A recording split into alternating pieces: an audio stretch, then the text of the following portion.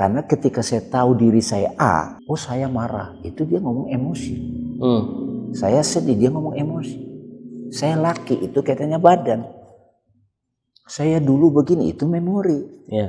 Waduh, kamu siapa gitu sebenarnya. Ketika kita membiasakan diri ada positive thinking, negative thinking, orang itu misalnya katakanlah berekspresi apa, kita sebut, kita kasih nama nih orang itu, nyebelin. Begitu kita kasih nama nyebelin, si positive thinking bilang, udah lihat baiknya. Ini namanya toxic positivity. Ketika kita bicara soal pikiran perasaan pun juga saya meyakini bahwa memang kita itu bukan perasaan kita bukan pikiran kita, karena pikiran kita bisa berubah dari waktu ke waktu, perasaan kita juga bisa berubah dari waktu ke waktu gitu kan. Nah perjalanan menuju aku itu begitu, mulai dari pengalaman yang mudah, melihat, mendengar, tubuh, kita tidur, kita duduk diam. Wah itu loh aku. Gak perlu mati suri Mas Ulam untuk menyadari itu. Assalamualaikum warahmatullahi wabarakatuh. Selamat pagi, siang, sore, malam, kapanpun kalian lagi nyimak obrolan ini. Kembali lagi di Ngobrolin Hidup.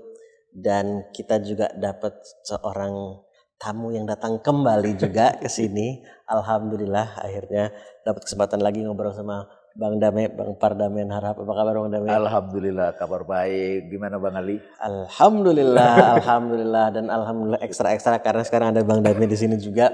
Terima kasih. Thank you udah datang lagi ke sini. Dan kali ini Bang Dame baru menerbitkan buku yang baru ini. Perjalanan album ya. Kayak rilis album ini kayak rockstar kan.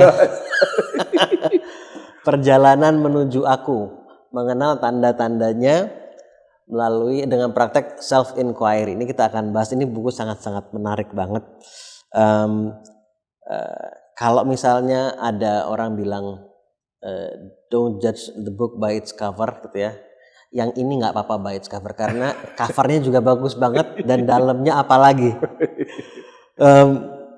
Mana sekali lagi terakhir kali kita banyak ngobrol juga mengenai mengenal diri gitu ya, mengenal tanda-tanda Tuhan gitu.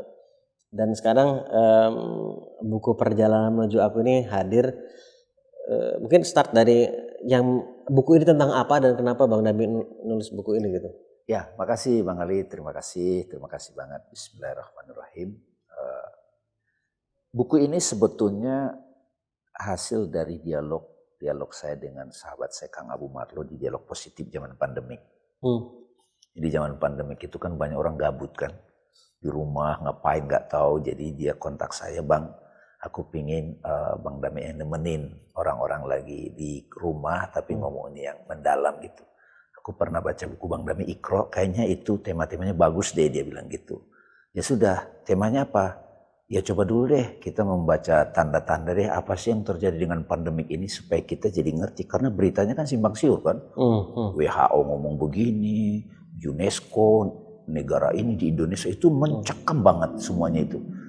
Nah saya waktu itu sedang ya asik-asiknya bikin bahan, membaca buku gitu.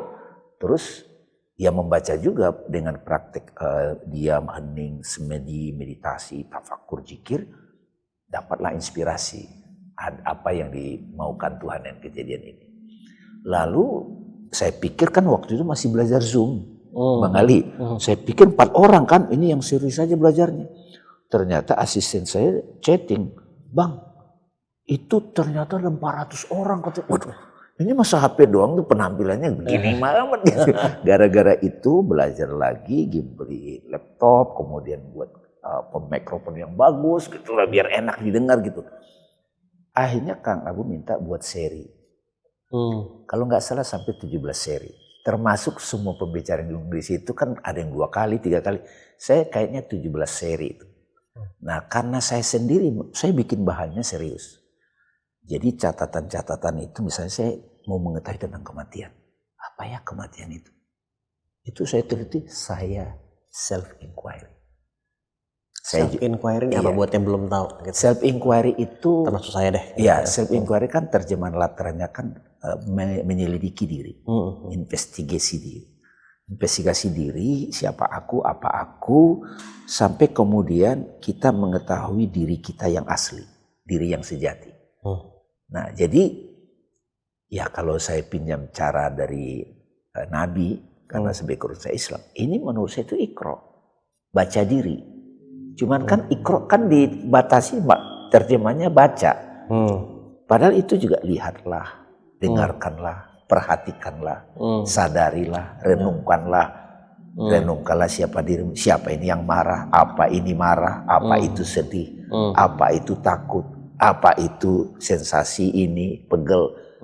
Jadi bertanya tentang apa yang dialami sampai ketemu yang sebenarnya apa yang dialami itu.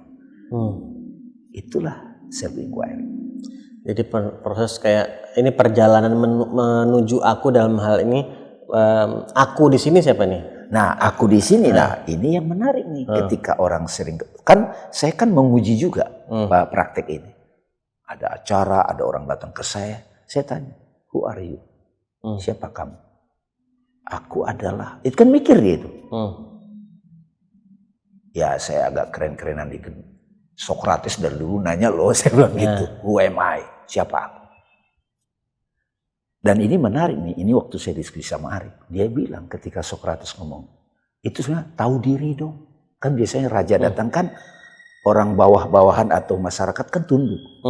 Itu tahu diri dong, jadi dulu makna kenal diri itu tahu diri. Tahu strata sosial.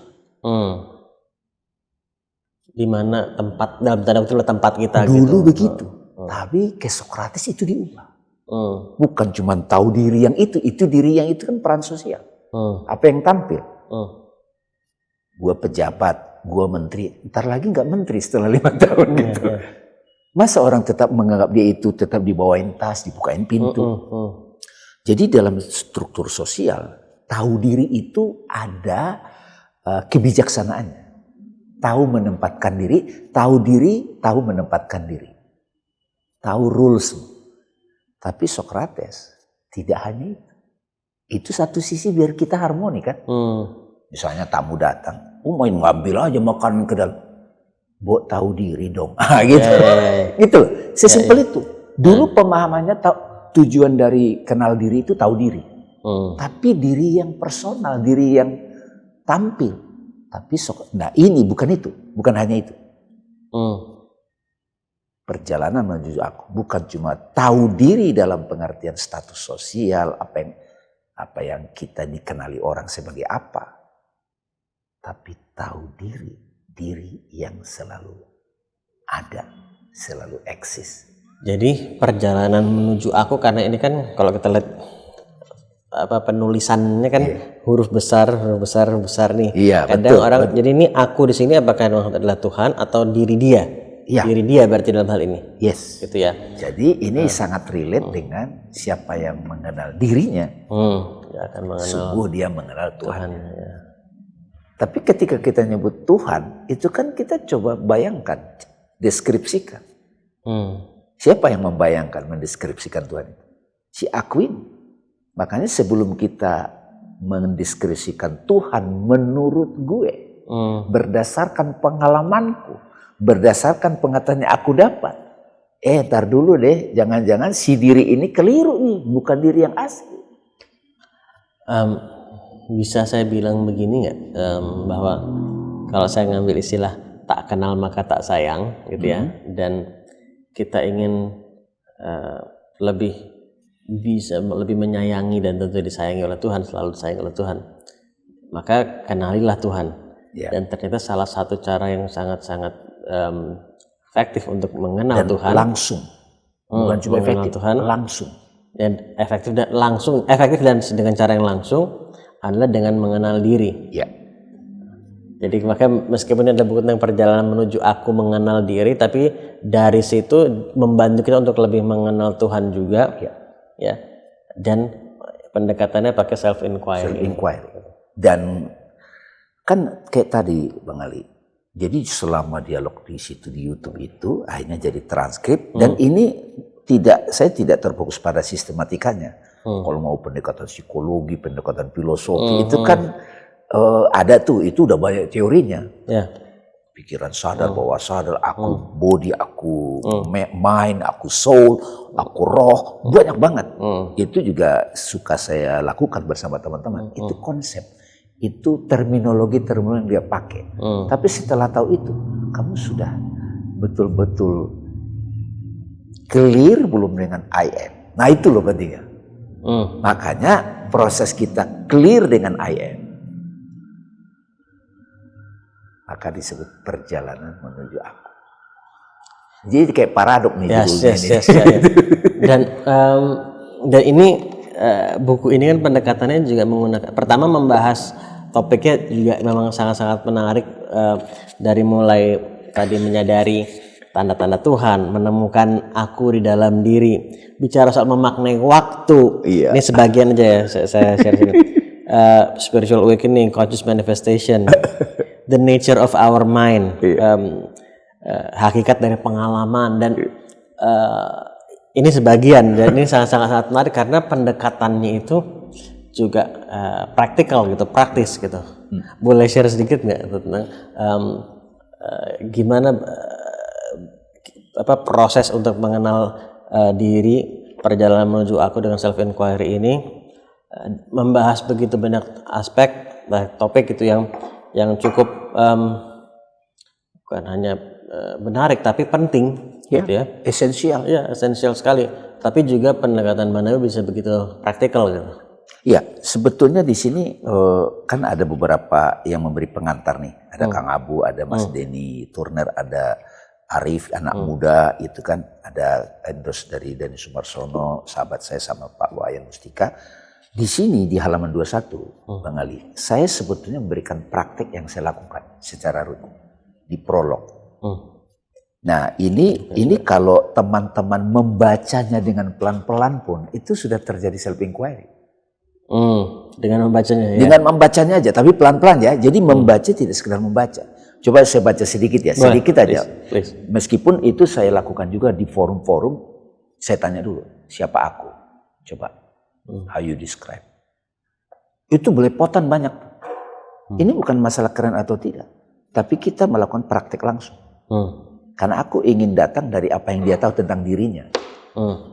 Karena ketika saya tahu diri saya A, itu jadi ordinat saya memahami apapun, standing position. Oh saya marah, itu dia ngomong emosi. Saya sedih, dia ngomong emosi. Saya laki, itu katanya badan. Saya dulu begini, itu memori. Waduh, kamu siapa gitu sebenarnya. Itu kan jadi basic. Makanya kalau di sini ada satu pengantar dari anak muda nih, Arif bilang, kunci segalanya. Yang cerita Nasruddin itu loh, dia nyari kunci di luar kan, wotang panting gitu. Terus habis itu temannya nyari bantuan, bantuin. Aduh udah 4 jam nih nyari kunci, kok nggak ketemu-ketemu. Nasruddin, emang jatuhnya di mana kuncinya? Jatuhnya di dalam. Ya kalau jatuhnya di dalam, kenapa nyarinya di luar gitu kan? Ya nggak nemu-nemu dong. Ya soalnya di dalam gelap, di luar terang gitu. Nah di sini nih satu halaman ini kunci segalanya. Begitu kita nengok ke dalam, menemukan aku, menemukan diri, iya kan itu kan? Ada anxiety, ada takut, ada khawatir, ada kenangan indah. Itu kita, banyak orang takut. Nah di sini di prolog ini saya menuntun sebenarnya. Saya baca dikit ya. Please. Self inquiry, metode penyelidikan diri. Bismillahirrahmanirrahim. Self inquiry adalah praktek penyelidikan diri atau investigasi diri untuk mengalami sang diri dengan terus-menerus mengajukan pertanyaan kepada diri. Apakah ini, siapakah ini, apakah itu, siapakah itu, apakah aku dan siapakah aku. Ujung dari penyelidikan ini adalah aku tahu siapa diriku, aku tahu apa yang ada, apa aku dengan jelas dan pasti. Aku sadar siapa diriku yang menyadari. Ada sedih nih. Oh ini apa sedih?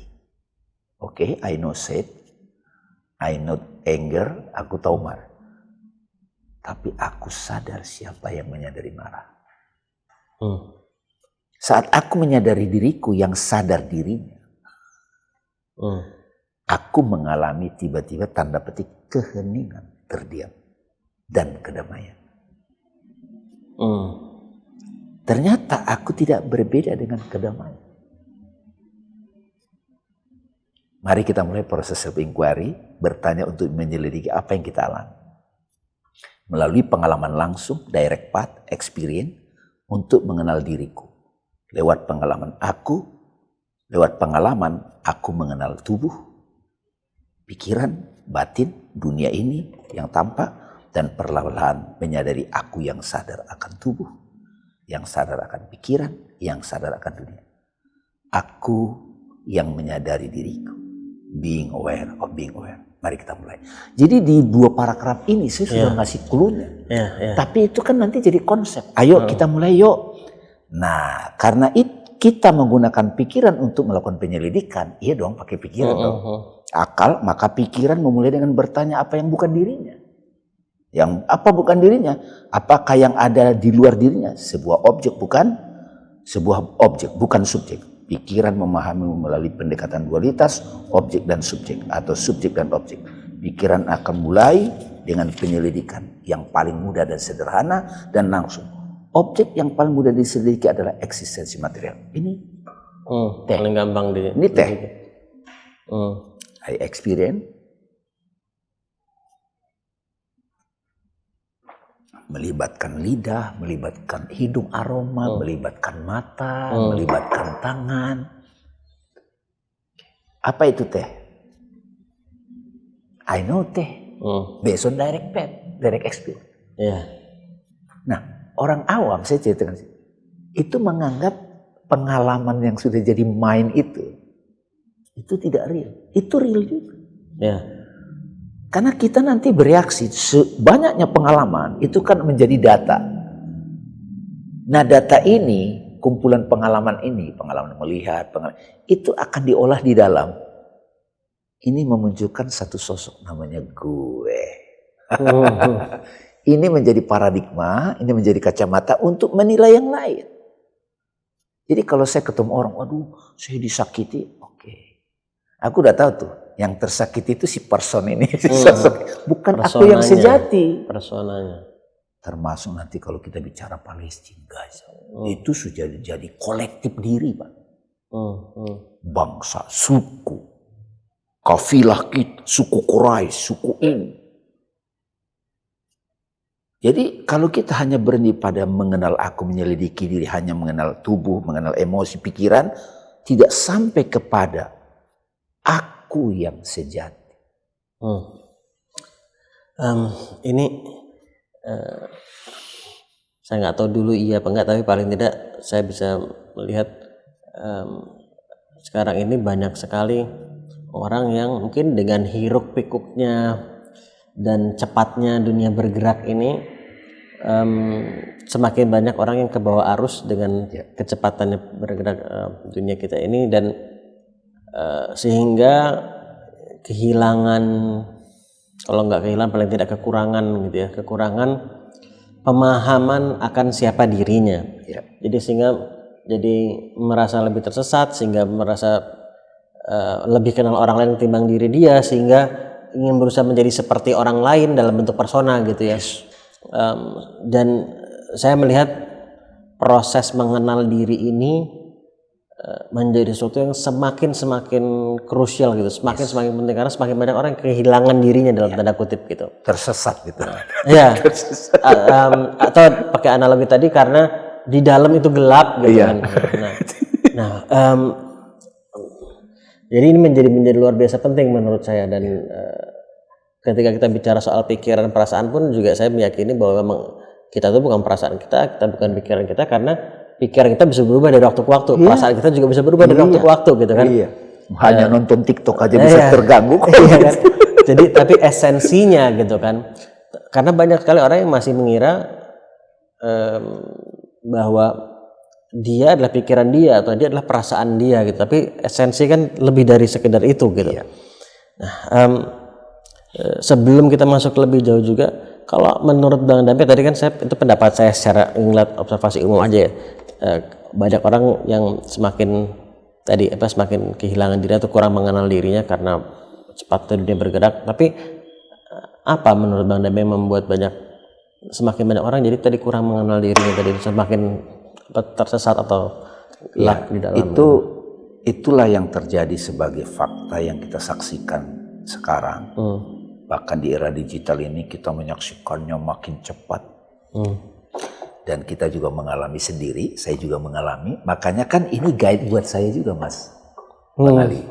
Ini guide buat saya juga. Mas, saya belajar juga dari buku ini dan tidak bosan-bosan. Nah, ya bayangkan kalau orang sudah tidak ada waktu jeda untuk self inquiry. Kalau Nabi Muhammad menyediakan waktu ke Gua Hira, Nabi Musa ke Bukit Tursin. Dan pintu agar orang betul-betul sungguh-sungguh mengenal diri itu krisis.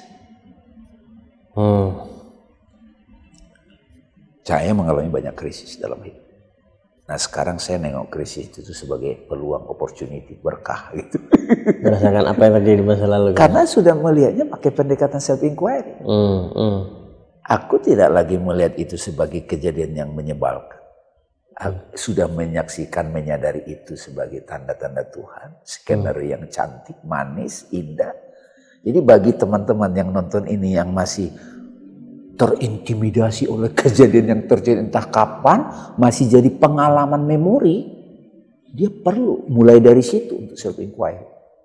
Jadi self inquiry ini kamu mulai dari mana? Makanya bertanya who am I itu penting.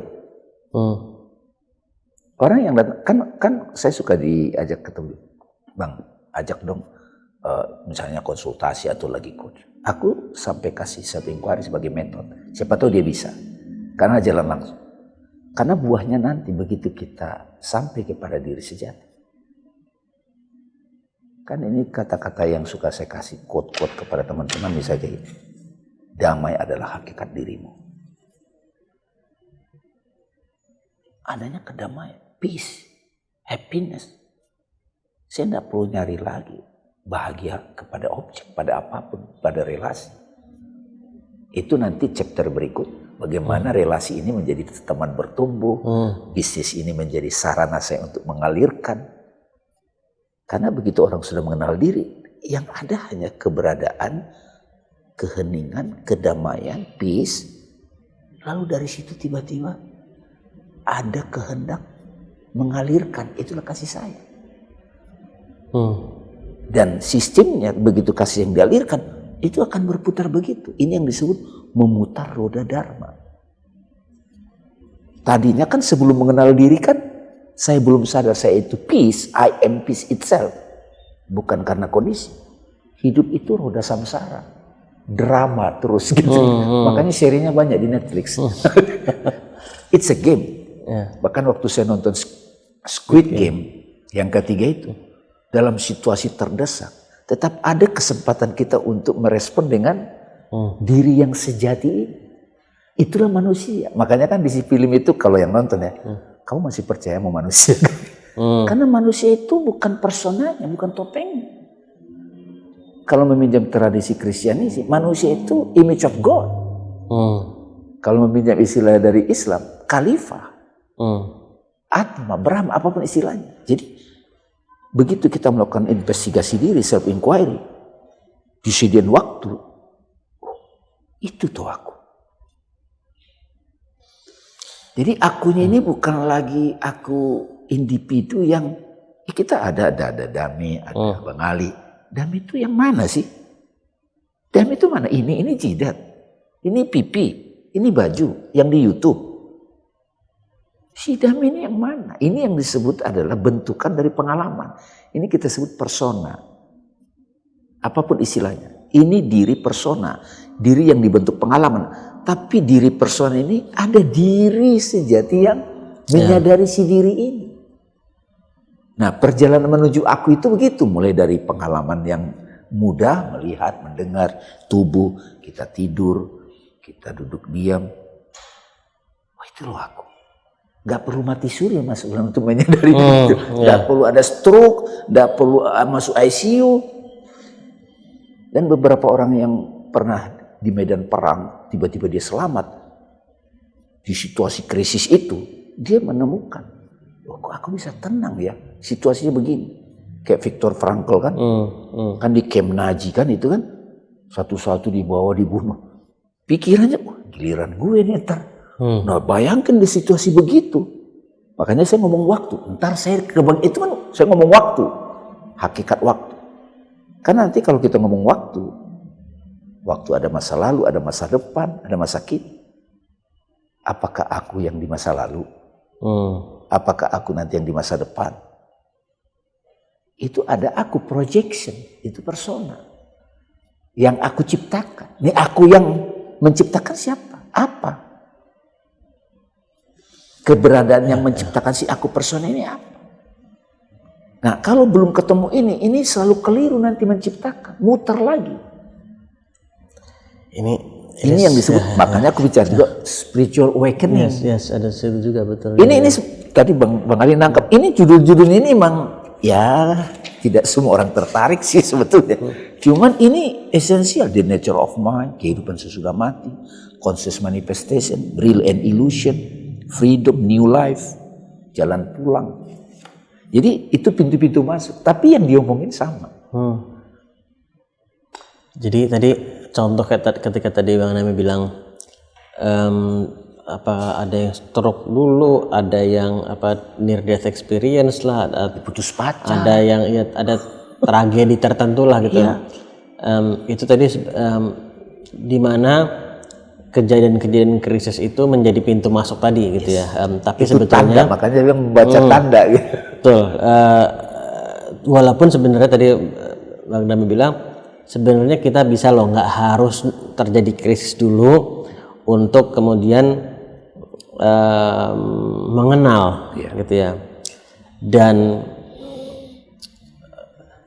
mungkin krisis-krisis itu yang akhirnya memicu atau men-trigger atau memantik si orang tersebut untuk akhirnya meluangkan waktunya untuk mengenal gitu. Dipaksa. Iya. Krisis memaksa. Memaksa dia untuk meluangkan waktu gitu. Karena esensi tadi adalah meluangkan waktu untuk mengenal gitu kan. Jadi saya jadi terpikir begini, mungkin ketika tadi Bang Dame bilang bahwa esensi ketika dia mengenal siapa sih aku ini, yang dirasakan adalah kedamaian, ketenangan, ya, compassion gitu ya, welas asih. Mungkin dia mendengar Bang Dame atau saya sekarang ngomong begitu. Tapi saat ini gue belum mengenal gue begitu. Gue kepengen deh bisa mengenal gue tuh seperti itu gitu. Nah, artinya kalau di antara teman-teman di sini yang menyimak ini ada yang terpantik ya. Ya, mendengar tapi belum meyakini gitu, dan ingin merasakan, maka yang perlu dilakukan adalah meluangkan si waktunya ini untuk berproses untuk mengenal. Sebagaimana saya mau kenal baik Bang Dame, saya harus meluangkan waktu untuk kita ngobrol gitu, dan kualitas ngobrolnya juga seperti apa gitu kan. Nah, dan buku ini jadi bisa digunakan sebagai panduan untuk ngobrol yang berkualitas dengan diri, sehingga kita mengenal kebaikan-kebaikan di dalam si diri ini gitu ya. Dan bahkan tadi yang sangat menarik itu tadi yang tadi Bang Dame bacakan itu adalah di sini tadi 21 tadi.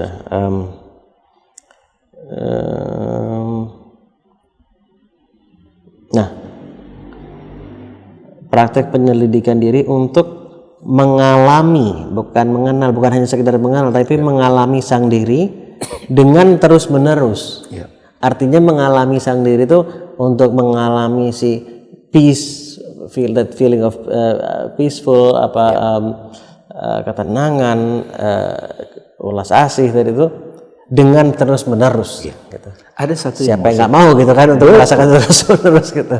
Jadi Bang Ali, misalnya tadi aku terpantik waktu Bang Ali memancing itu. Bagi teman-teman yang mendengar, aku pingin dong begitu. Misalnya dia nonton ini. Katakan dari 500 orang yang nonton gitu, ada 10 orang yang, wah gue pingin dong. Nah ini buku ini sebenarnya sudah bisa menuntun, memantik. Tapi lagi-lagi, seperti kata pengantar tadi Nasruddin Hoja, banyak orang takut masuk ke dalam. Menemukan kegelapan itu. Padahal niscaya kalau kita mati, tubuh ini berakhir. Kan makanya saya ngomong life after death, saya ngomong juga. Itu pasti terjadi. Kenapa nggak luangkan? Itu kenapa saya selalu mengajak dulu kepada tanda-tanda. Suffering itu tanda. Ayo, masa dikasih tanda begini belum nggak juga dijedotin, nggak juga diparahin. Kayak kita menasihati anak. Cara biasa kasih kode nggak bentak. Nah hidup itu begitu. Nah kalau sudah begitu kan jadi enak gitu. Jadi kita selalu dapat pengetahuan. Saya sekarang kalau mengalami krisis Mas Bang Ali, ya pasti selalu ada krisis. Kan kita kan terlibat di kehidupan ini banyak banget variabelnya kan. Wah ini kurikulum baru. Tapi saya tidak nantangin. Tantangan di bisnis, di relationship. Iya, termasuk sakit. Setiap saya mengalami sakit, kurikulum baru. Karena saya perlu dikasih sakit biar saya ngeh. Saya salah mengelola diri saya. Begitu saya sudah berusaha membuat ini praktikal juga. Tapi karena background saya filsafat, kental banget. Ya cara knowledge itu ya filsafat. Tapi menurut saya filsafat itu pun bukan yang dalam arti kompleks juga di sini, tapi yang kalau ngambil istilah zaman sekarang filsafat yang populer gitu. Mudah dipahami gitu. Filosofi teras gitu ya. Teras gitu. Jadi makanya kan ini seumur hidup Bang Ali.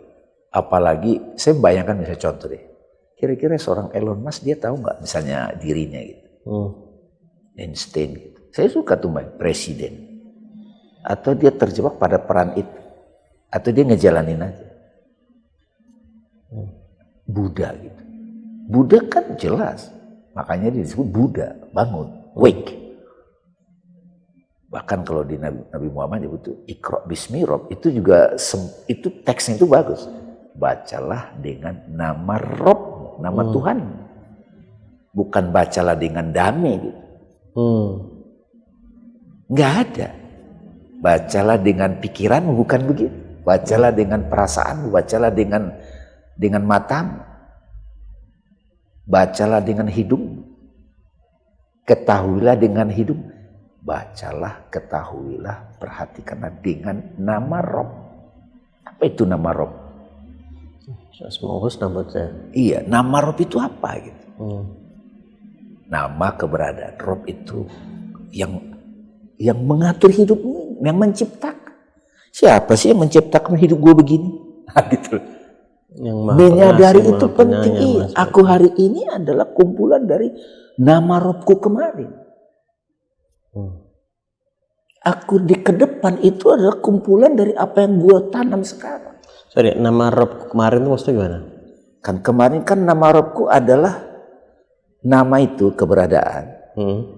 Misalnya air ya, ini kan air. Ini materinya, fisiknya, mewujudnya gitu. Sebetulnya air itu adalah beda sama kayu, api. Air beda sama api. Ya dong, secara bentuk. Tapi akal kita coba mengenai air itu apa? Something cair, bening, menyegarkan. Kalau agak fisika sedikit H2O. Api membakar. Jadi karakter khas dari sesuatu itu disebut kekhasan nama Rob. Oke. Kalau tadi kumpulan dari nama Robmu kemarin itu maksudnya gimana dari itu? Diri saya yang kemarin sebagai damai, sadar atau tidak, dia menciptakan damai yang sekarang.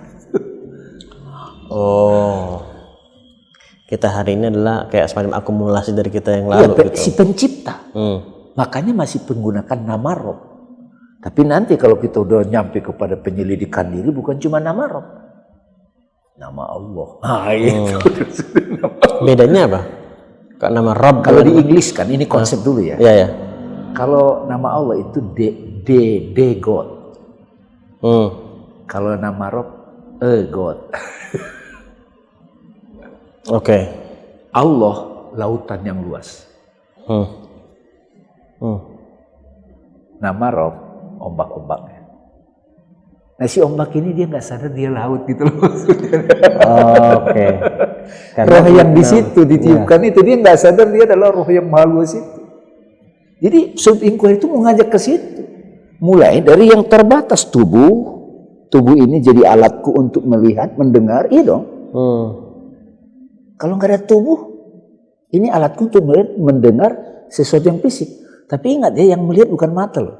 Begitu kita tidur, ada yang melihat objek mimpi. Itu nggak bisa dibantah itu. Nah, tidak harus mimpi. Kita duduk diam, ya itu Bang Ali suka nyebut visualisasi kan. Kamu sudah lihat belum di ruang imajinasi batinmu realitas itu? Itu siapa yang mencipta? Siapa nama Robnya? Jadi kalau nggak kenal si penciptanya itu, kan ayatnya Iqra bismi rabbikal ladzi khalaq. Bacalah dengan nama Robmu yang menciptakan.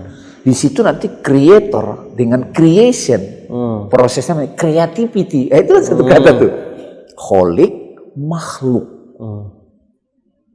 Itu nah makanya bilang kita mulai dari subjek objek terpisah dulu deh.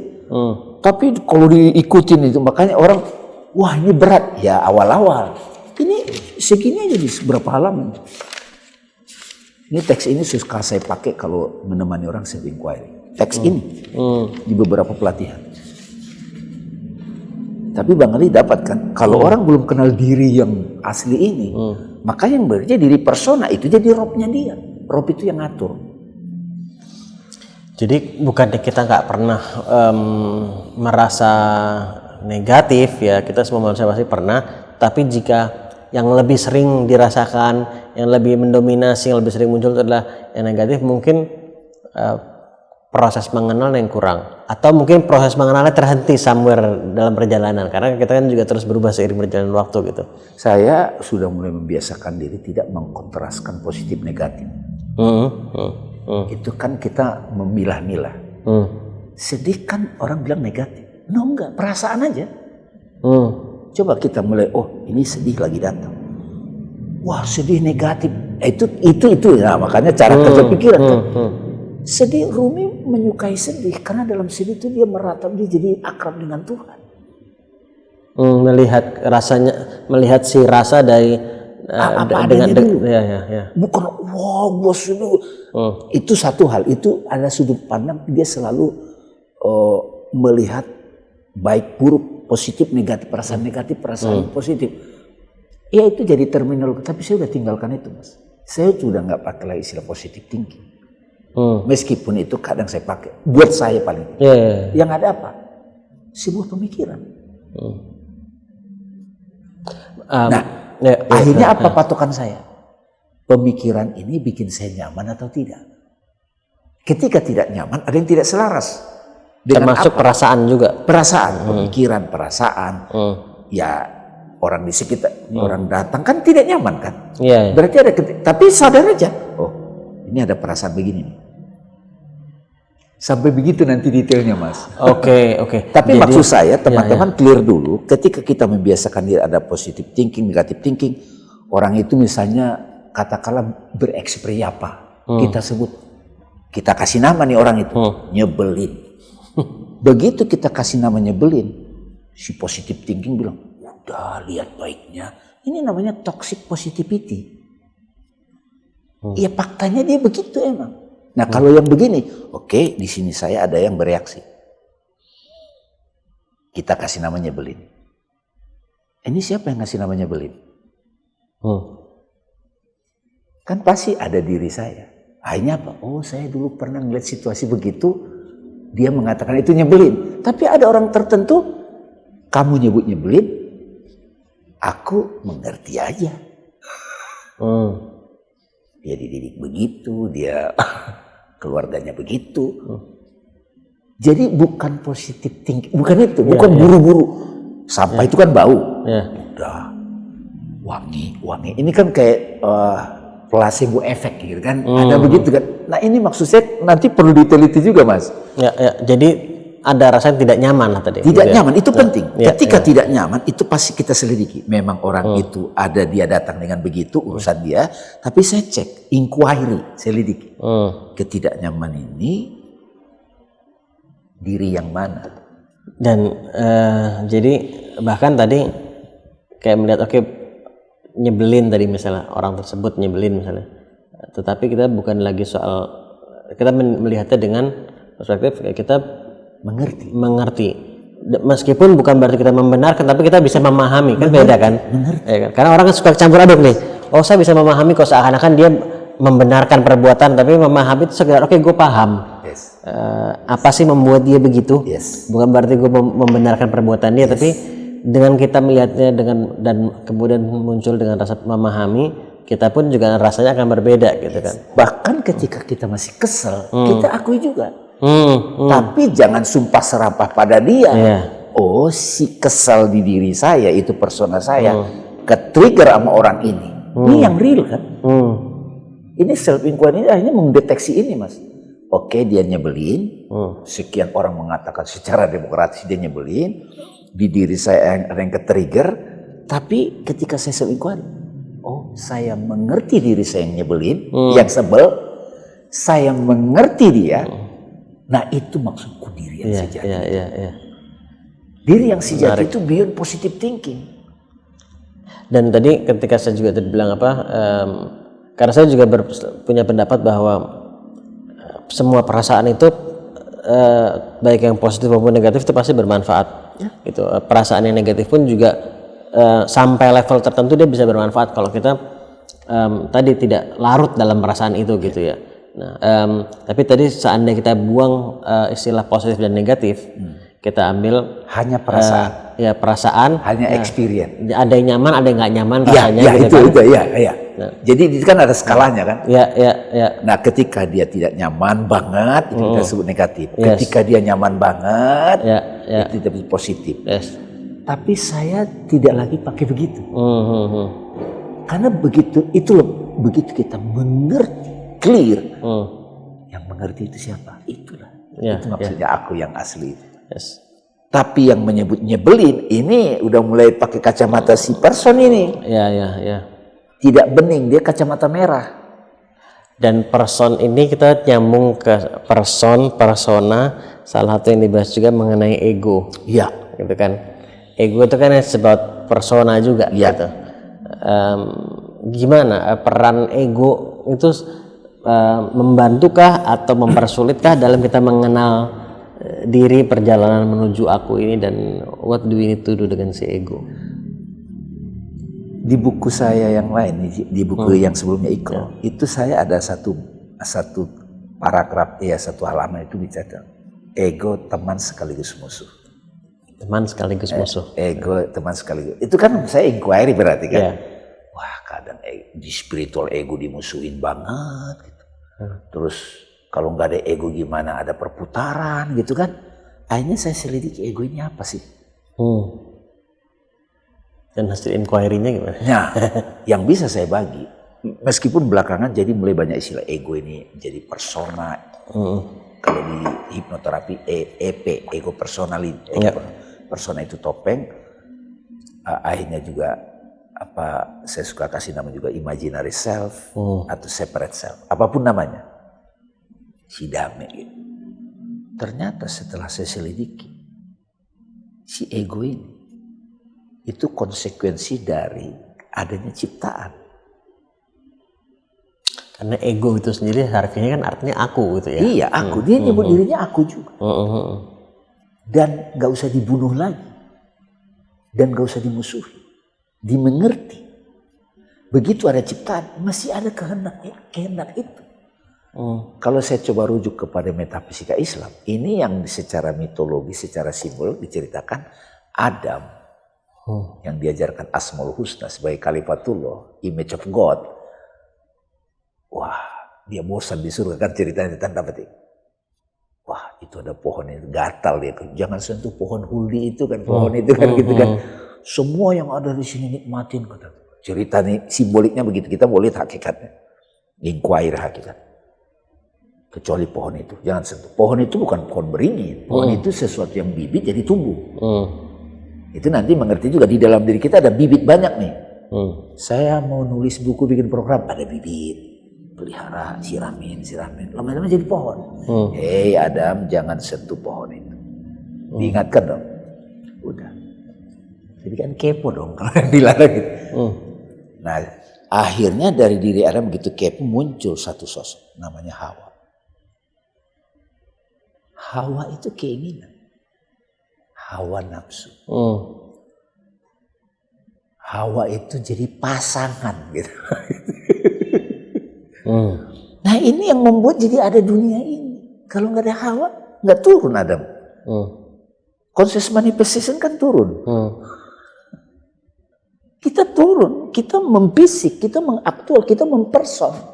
Tetapi sudah bersama welas asih. Itulah maksudnya nanti. Nah jangan sentuh pohon itu berdasarkan apa? Nah ini terpisah. Akhirnya Adam jatuh, baru ada doa Rabbana zolamna ampusana wa illam taghfirlana. Tuhan aku telah menzalim. Ketemulah di padang Arafah, dia bersatu kembali. Si aku persona ini kembali melebur dalam aku sejati. Ini disebut Arafah ya'rifu ma'rifat gitu. Nah jadi ini sebetulnya mau dan al-hajj wukuf di Arafah. In Islamic perspektif. Jadi orang wukuf itu sebetulnya untuk itu, inquiry. Menetap wukuf di padang pengenalan. Arafah ya'rifu ma'rifat. Nah setelah itu baru kembali lagi sebagai damai, sudah menjadi messenger, sudah menjalankan misi hidup itu bersama welas asih. Tapi kalau dia belum melakukan proses inquiry nyampe kepada yang inti, yang hakikat, maka yang mencinta si nama Rob ini jadi pohon itu dia jadi pohon ego. Kalau kita kaitkan dengan kapitalisme kan kapitalisme koroni kan gitu kan. Kalau ini kapitalisme yang membahagiakan semua stakeholder. Nah ini kan diawali dengan understanding I am. Makanya saya agak bedakan di sini who am I sama what am I. Karena nanti kan kita mengenal aku yang person dulu, yang betul-betul konkret, yang kita akrabin. Dan itu sumber derita. Sebenarnya jadi damai itu ribet. Tapi sebagai I am itu spontan tadi, cukup tadi yang kita ngomong tadi. Saya melakukan ini, lakukan. Karena I am itu abundance. I am ini kita bicara what I am deh. What I am. Nah kalau orang sudah sampai pada the experience of what I am, itu peace tanpa kondisi. Happiness tanpa kondisi. Dia nggak nyari love. Tidak mencari love, tidak mencari happiness, tapi bukan berarti tidak experiencing, bukan berarti tidak mengalami, tapi justru sebaliknya. Makanya Musa dianalogikan ketika dia bertemu Tuhan, itu kan bertemu api. Ada tanda-tanda api, panas bercahaya. Begitu dekat api, telah diberkati orang yang dekat api. Hai Musa, tinggalkan kedua terompahmu. Dia masuk ke api. Begitu masuk ke api, kalau yang tadi kan, oh api begini, ilmu yakin. Melihat api langsung, oh benar sesuai dengan yang diceritakan. Panas membakar bercahaya. Ainul yakin, seeing gitu. Mau tahu api ya sebenarnya, masuk ke api. Apa itu api? Nah gue udah api. Jadi nggak usah ditanya happiness sama peace lagi. Karena ini di sini kan kita bicara juga di buku ini mengenai bagaimana kita bisa mencapai kedamaian tanpa sebab. Iya kan. Dan sedangkan banyak sekali orang, termasuk saya sendiri juga masih terus belajar bagaimana agar saya bisa merasakan, mengalami gitu ya, mengalami rasa kedamaian, rasa kebahagiaan, rasa tenang tanpa harus ada sebab dulu. Karena si ego ini yang sering kan suka cerita sendiri. Iya, suka bikin cerita dan suka bikin syarat harus gini dulu baru merasakan happy, atau kalau nggak begitu nggak happy nanti gitu kan, karena suka gitu tuh. Jadi pola ya. Ya. Saya pun masih begitu Bang Ali. Hanya setelah tahu begini, itu jadi semacam, aku nyebutnya itu kurikulum. Jadi semakin ada riak-riak ego ini, riak-riak persona ini.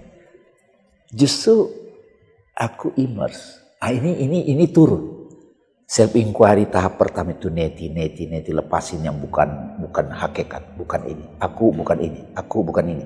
Aku tubuh, aku bukan tubuh. Aku bukan pikiran, aku bukan perasaan, aku bukan memori, aku bukan person, aku bukan no neti la begitu sampai mentok. Damai aja. Itu yang disebut nama Allah. Bukan ilah lagi. Nah, setelah itu aku bersaksi ini jadi utusan isi itu Muhammad Rasulullah. Kalau saya pakai pinjam, karena aku banyak dapat dari situ juga, aku nggak bisa pungkiri.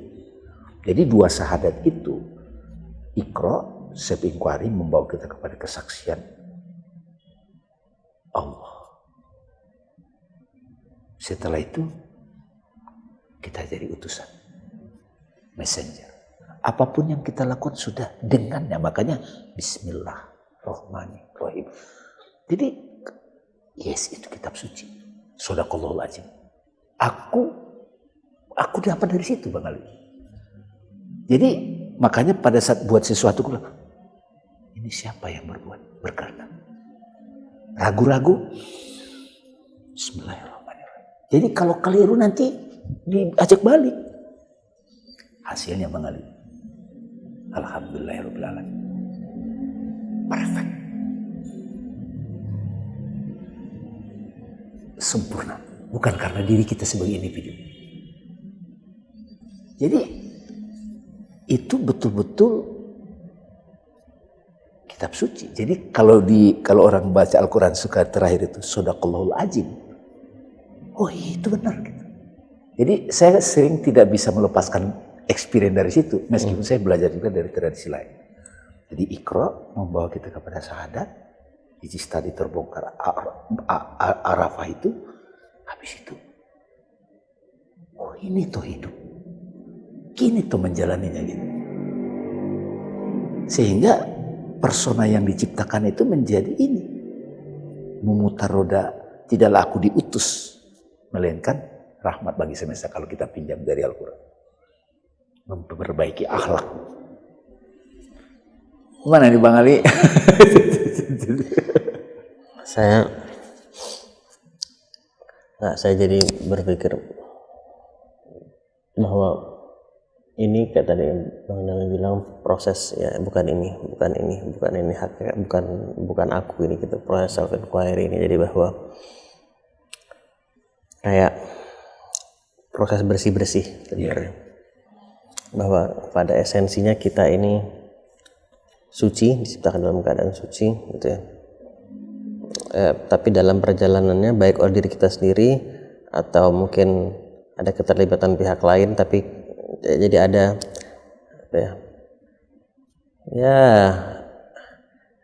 debu yang jadi kotoran lah gitu ya. Gitu.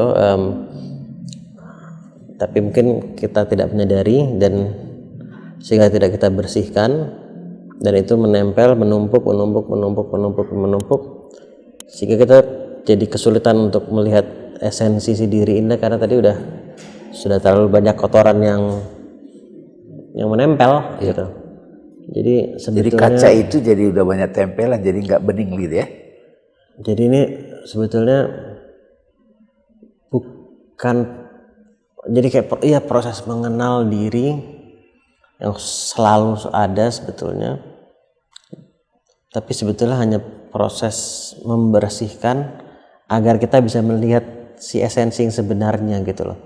Oh ternyata ini tuh isinya. Saya pikir saya udah begitu lama tidak menyadari bahwa di dalam itu ada itu gitu. Iya.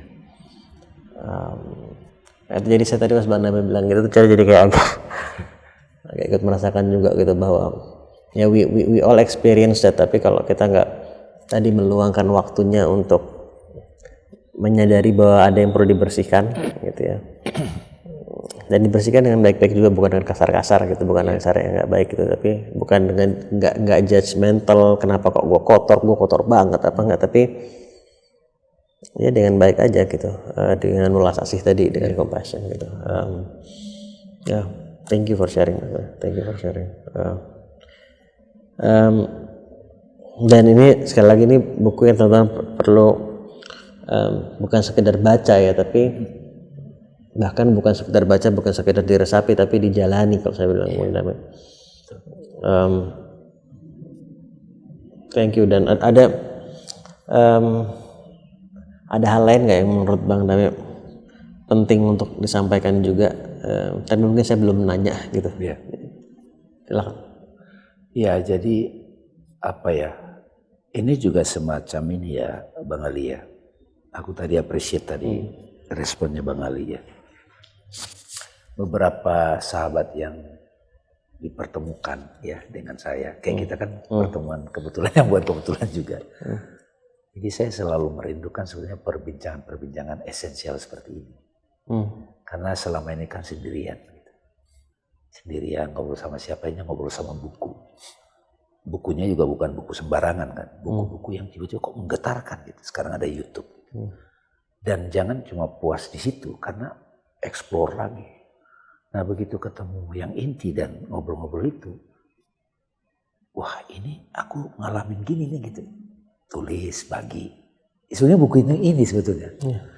Nah kalau satu saat misalnya ada sahabat-sahabat yang tertarik mengalami cicipan-cicipan IM itu menjadi satu kebahagiaan bersama gitu. Nah ada satu analogi yang suka saya pinjam itu untuk sebagai analogi untuk menyampaikan aku itu seperti langit. Aku sejati itu kayak langit biru. Tampak biru kan, tapi dia tak terbatas kan. Kita di bumi ditutupi awan. Ya kita nggak melihat langit, kita ingin dapat cahaya. Gelap. Ya perasaan kita dipengaruhi oleh mendung. Tiba-tiba awan itu ada yang terbuka. Gitu. Happiness gitu. Ketutup lagi. Jadi kita pikir happiness itu tidak di situ gitu. Padahal saya selalu di sini. Cuma tertutupi oleh awan ini nih. Awan ini yang sebetulnya nggak perlu diserang-serang juga. Awan itu ya pikiran, perasaan, memori, ego gitu. Tapi langit itu selalu di situ. Jadi perjalanan menuju aku itu nanti membawa kita pada satu pengalaman. Aku selalu di situ kok. Langit selalu di situ. I am happiness you seek gitu. Nah, aku yang itu loh maksudnya, bukan aku yang ingin menonjol, aku yang bahwa nanti si aku sejati itu menampil memakai bungkusan ego, dia sudah jadi messenger, utusan gitu. Dan dia akan berbicara sesuai dengan konteks situasi, jadi soleh gitu, pas.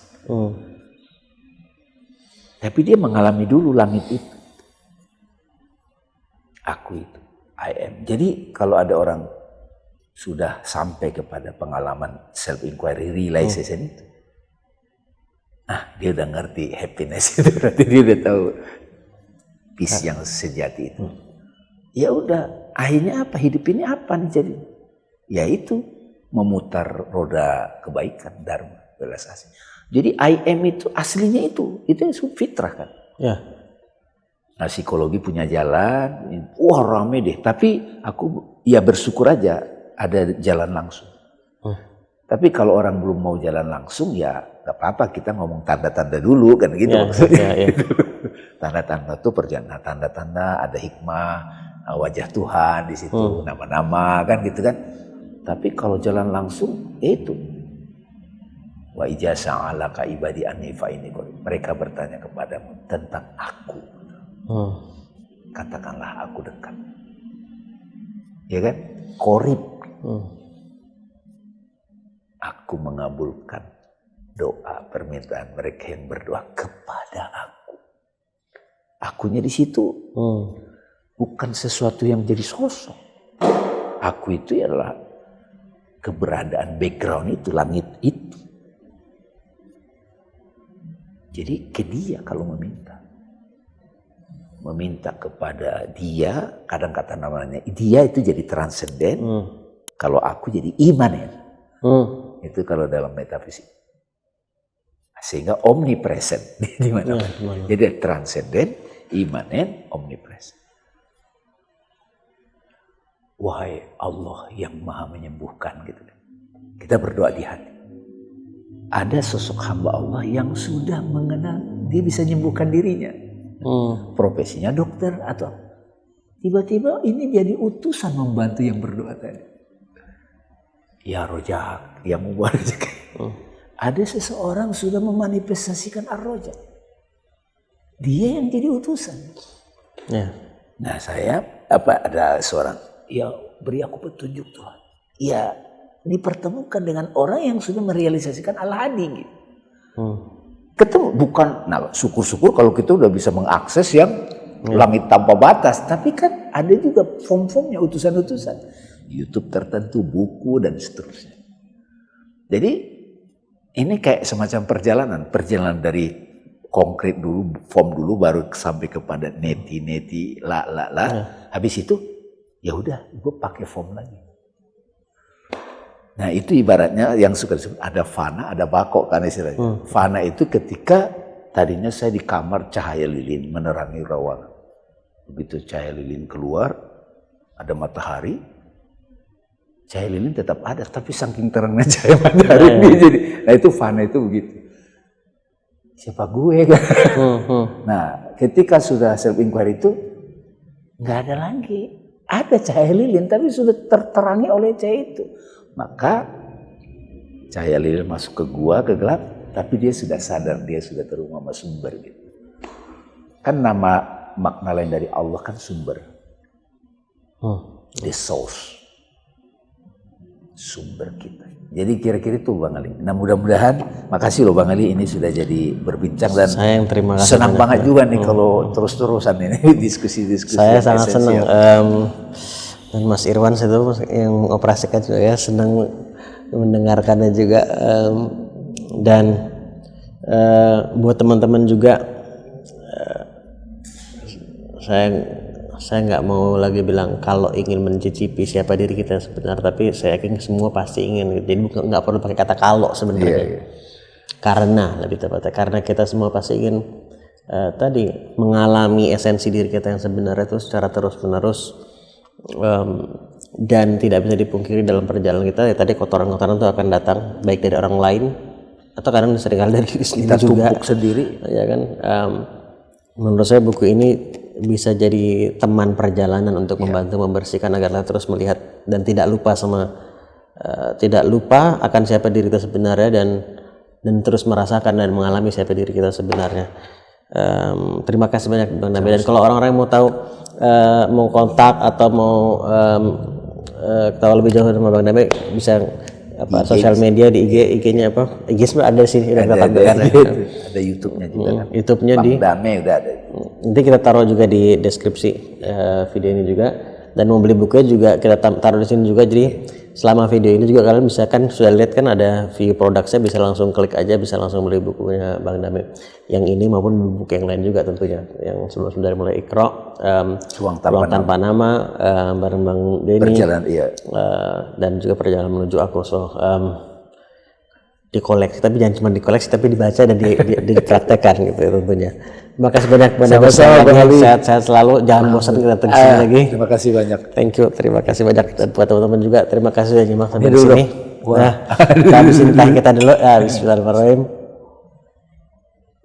Kalau kalian juga ada pembelajaran dan pengalaman kalian dalam mengenal diri kalian juga, share juga di sini. Menurut saya bisa jadi pembelajaran juga buat kita semua satu sama lain juga.